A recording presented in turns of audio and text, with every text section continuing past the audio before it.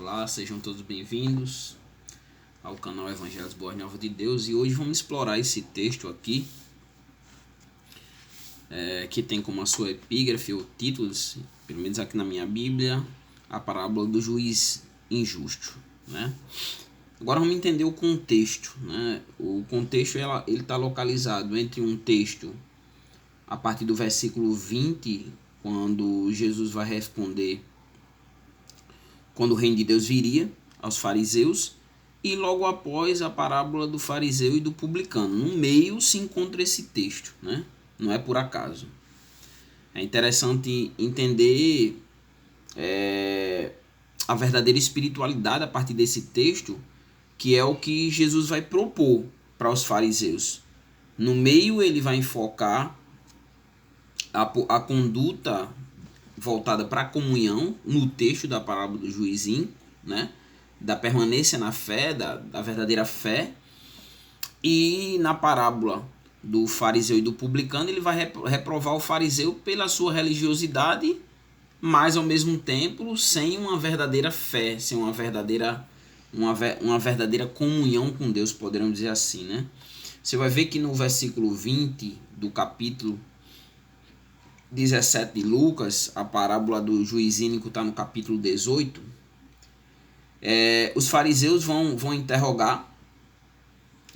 O texto diz que os fariseus vão interrogar Jesus com relação a quando viria o reino de Deus, né? E aí Jesus vai trazer a ideia de que o reino de Deus ele não viria, né? Com a ideia que eles esperavam, com a exibição externa, né? Eles esperavam um reino, um governo político, né? Um governo da descendência de Davi que viria. Na época os romanos era quem dominava o império ali, dominavam a terra, Jerusalém e seus arredores. E aí Jesus vai dizer exatamente que não é o que eles esperavam, né? Mas ao contrário, essa segunda vinda, né? Ele vai dizer assim, primeiro ele vai responder que não viria o reino de Deus não vem com aparência exterior, e nem dirão está ali ou está aqui, pois o reino de Deus está entre vós. E aí ele vai se dirigir aos seus discípulos, né? Ele responde e aí ele vai se dirigir aos seus discípulos, né? Então disse aos discípulos: chegarão dias em que desejareis ver um dos dias do Filho do Homem e não o vereis, né? Ele vai discorrer, ele vai dizer que vai ser como nos dias de Noé, né? A sua vinda, e ele vai exemplificar que será como nos dias de Ló, né? Onde todo mundo vivia uma vida onde comiam, bebiam, compravam, vendiam, plantavam.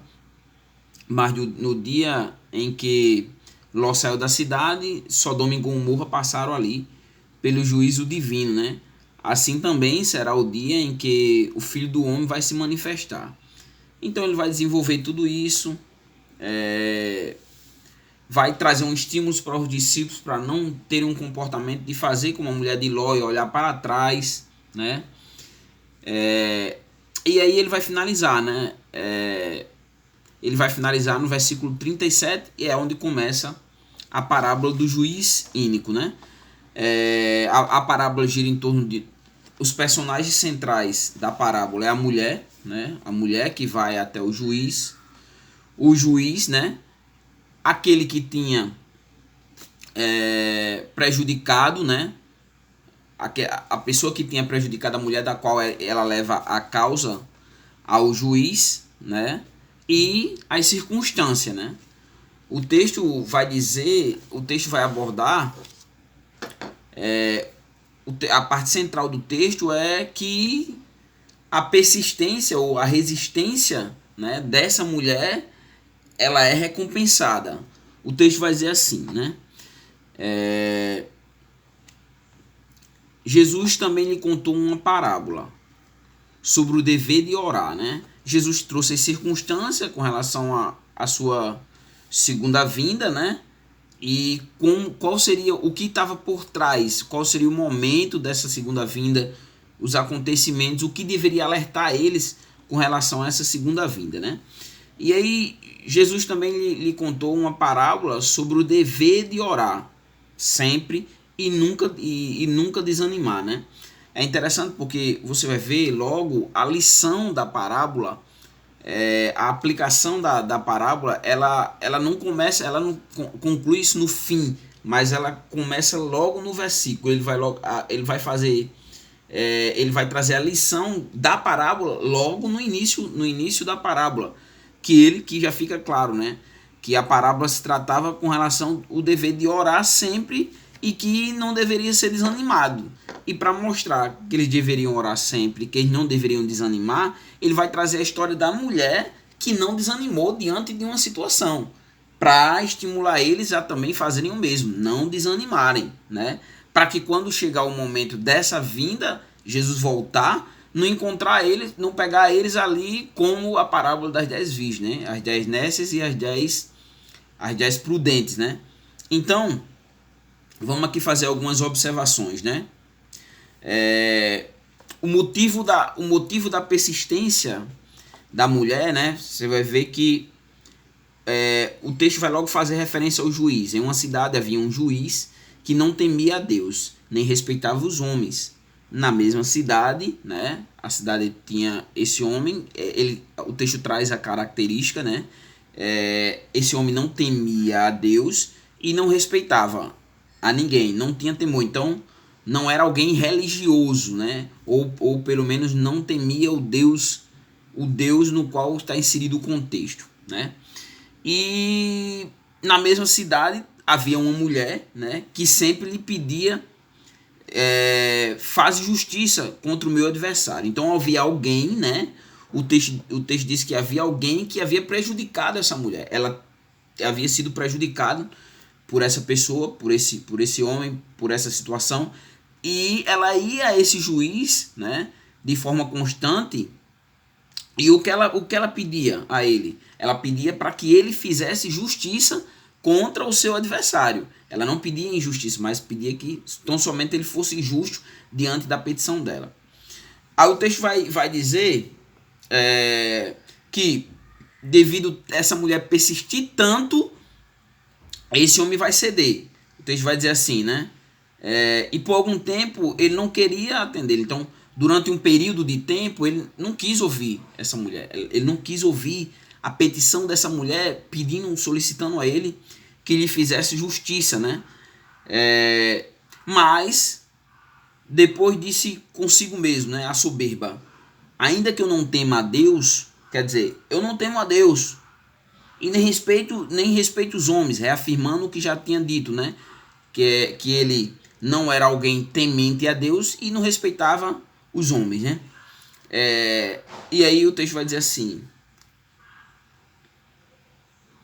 como esta viúva está me incomodando, vou lhe fazer justiça. Quer dizer, ele já no versículo anterior ele está justificando, faria justiça, mas não é porque teme a homem nenhum, né? Mas vai fazer justiça para que ela não venha mais me perturbar. Então, quer dizer, o objetivo dele fazer justiça não era porque ele temia a mulher, que a mulher pudesse trazer alguma represária a ele, não. Mas era simplesmente para que a mulher, não viesse mais o perturbar.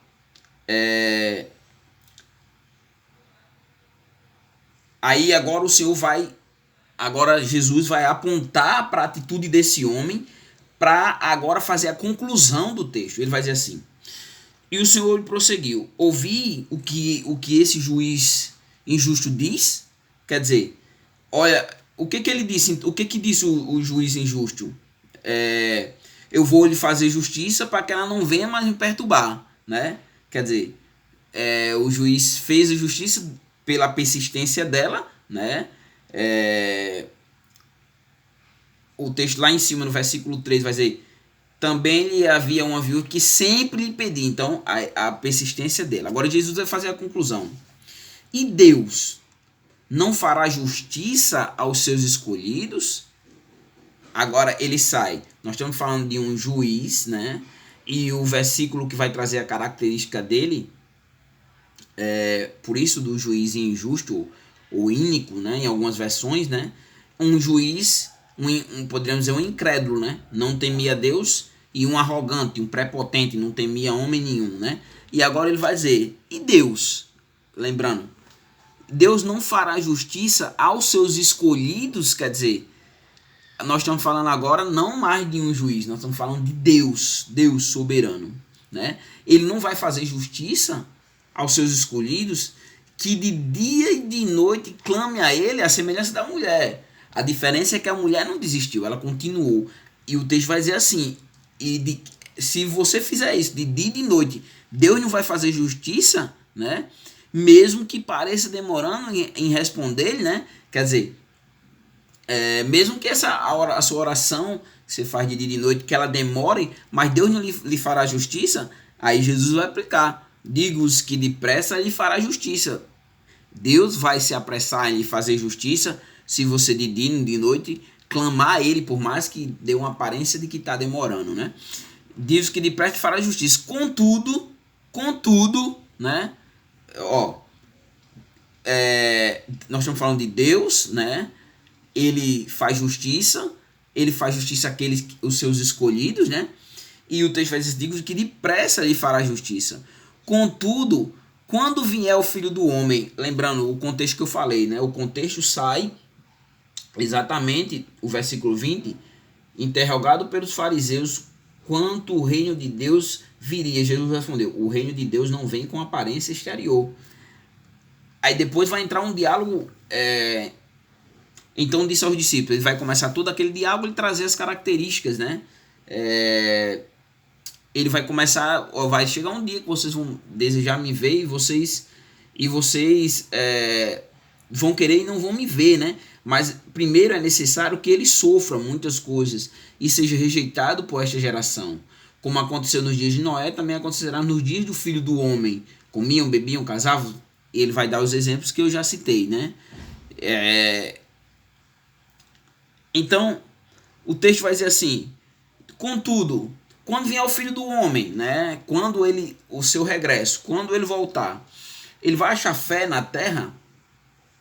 Ele ainda vai encontrar aquelas pessoas que creem nele, aquelas pessoas que permaneceram fiel na terra diante de todas as circunstâncias que circundam, né? Os dias de Noé como exemplo, os dias de Ló ali, né? Sodoma e Gomorra, né? Ou não vão olhar para trás como fez a mulher de Ló, vai ser encontrado fé na terra. Então, o que nós vemos é que o juiz ele concedeu a essa mulher, né, a justiça por causa da sua persistência, né? E a persistência ela é recompensada também pelo juiz soberano que é Deus. E aí é onde vem Deus recompensa a persistência de seus filhos, não por causa de aborrecimento, mas por sua fidelidade. Então, guarde isso. O juiz ínico, por causa da persistência do abuso da mulher. Mas Deus não por causa disso, mas por causa dos seus escolhidos, né? E não por causa do seu aborrecimento, mas por causa da sua fidelidade. Aí aqui eu quero fazer algumas aplicações. Vamos fazer algumas aplicações, né? Algumas aplicações até a vinda de Jesus, né? Para a gente finalizar, não ficar muito longo, né? Até a vinda de Jesus é preciso entender algumas coisas, né? Que nós vamos passar por dificuldade. É a primeira coisa.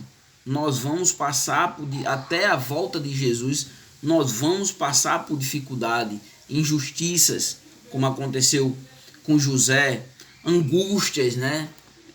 De professar nossa fé e ver ao nosso redor ali o ambiente a ponto de nos sentirmos que nós lutamos sozinhos, como foi o caso de Elias, né? Tristeza, né? Muitas percas que nós podemos ter na nossa vida, como foi o caso de Jó, né? Provações, como Daniel, né, levantado questionamentos com relação à integridade dele, com relação ao reino, e aí ele, ao invés de seguir o que o mundo dizia, o que o sistema ali dizia, e não orar, o que ele faz? Vai fazer o contrário, né? Ele vai orar, né? Então, o que o texto traz para diante dessa circunstância que podem adivinhar a nossa vida, qual deve ser o nosso dever, o que nós devemos fazer, né?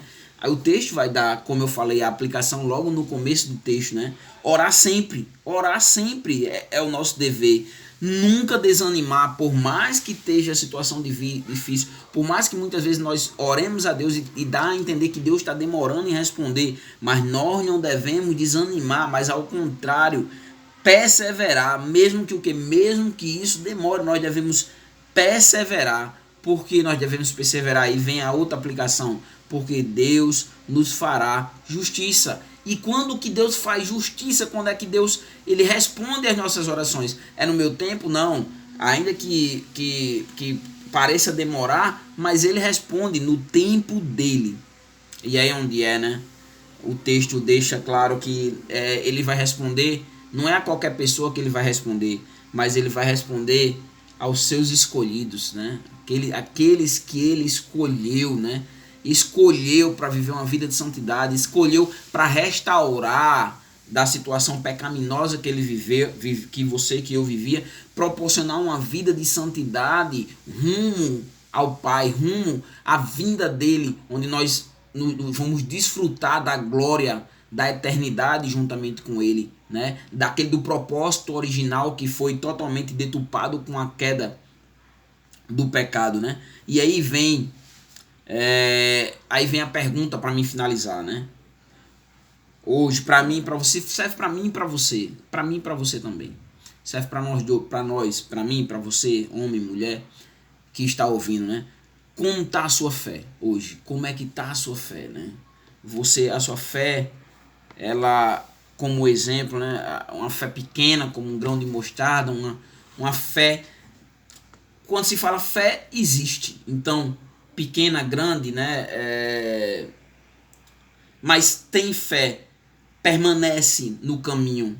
Ou você está fraquinho no sentido que tem fé, mas pensa em desistir do caminho, pensa em não continuar na peleja, né? Saiba de uma coisa, né? É que o Filho do Homem vai voltar. Jesus vai voltar, né?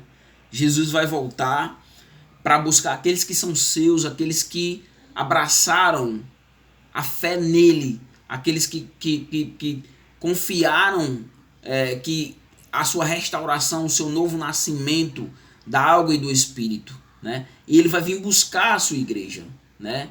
Aqueles que morrerem, que tiverem morrido em Cristo, terão o privilégio de serem ressuscitados primeiro. Depois os que ficarem vivos serão transformados, né? Serão transformados, terão um corpo glorioso, como o apóstolo Paulo trabalha em 1 Coríntios capítulo 15, esse corpo corruptível se revestirá de incorruptibilidade. Não haverá mais corrupção, mas esse corpo se revestirá da imortalidade. Mas aí a pergunta é, até a volta de Jesus, ele achará fé na terra? E diante disso, como está a sua vida espiritual? Pode parecer, sabe, não é tão fácil. Falar é muito fácil, falar. Mas a nossa vida é uma vida de luta, é uma vida de peleja, é uma vida de injustiça. Mas nós precisamos permanecermos firmes no caminho. Porque a única maneira de nós usufruirmos da sua volta para nos buscar é se permanecermos fiel a Ele. Mas se nós regressarmos, se nós abandonarmos a nossa fé, ou se nós trocarmos a presença de Deus em nossa vida através do seu Santo Espírito por o que o mundo, né? Porque pelo que as circunstâncias do mundo, o amor ao mundo, o amor ao prazer pode proporcionar, nós vamos perder, estamos colocando em jogo, perder o que nós temos de mais precioso, que é a nossa alma, né? Então, se você quer ir após Cristo, né? Carregue a sua cruz, negue-se a si mesmo, tome a sua cruz e siga Ele. Eu garanto uma coisa, o jugo dele é suave e o seu fardo é leve. O mundo não pode proporcionar isso a você, né? E nem os bens materiais, e nem as conquistas humanas. Porque como Jesus disse, o que dará o homem em troca da sua alma, né? Não há preço algum pela sua alma. Então que Deus vos abençoe, permanece firme, orando sempre, mesmo fraquinho, orando, né? Não permita com que as circunstâncias, as lutas, as injustiças desanimem a sua vida, mas ao contrário, persista e persevera até o fim, porque somente aqueles que perseverarem até o fim serão quem serão salvos. Que Deus os abençoe.